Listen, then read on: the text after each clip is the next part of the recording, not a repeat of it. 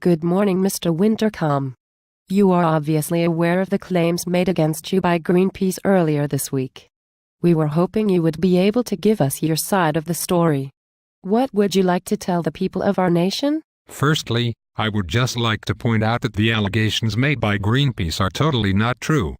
Yes, of course, we are a company that produces vehicles that release harmful emissions into the atmosphere, but we are doing our utmost best to reduce these emissions and make our environment a much cleaner and safer place to live.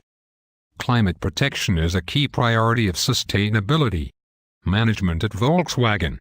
We are a company that produces more than 8 million vehicles a year and have a major responsibility for the climate. We take extra care to ensure that all of our plants use energy as efficiently and sustainably as possible.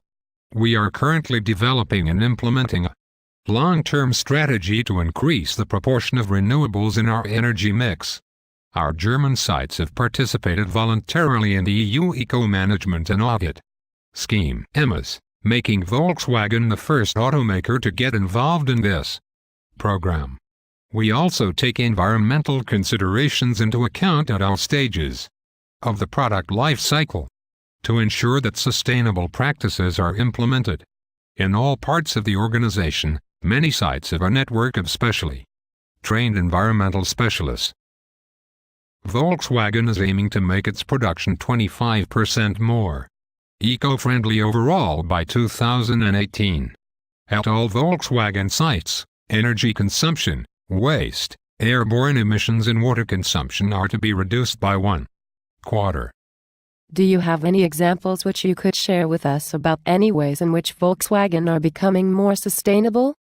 One example of how we consider ourselves as being very environmentally friendly is our new production plant in Chengdu, China.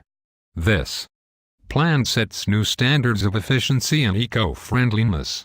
For example, it sources 80% of its materials direct from the Chengdu region, reducing transport distances and therefore emissions. New welding technologies consume only around 50% as much energy as conventional technologies.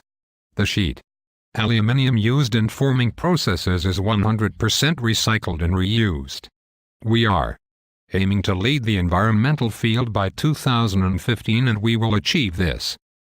Thank you very much, Mr. Wintercom, for taking the time to speak to us today in order to reassure the nation after the allegations made by Greenpeace and the adverts they released on Monday. That's all here for now. Back to the studio.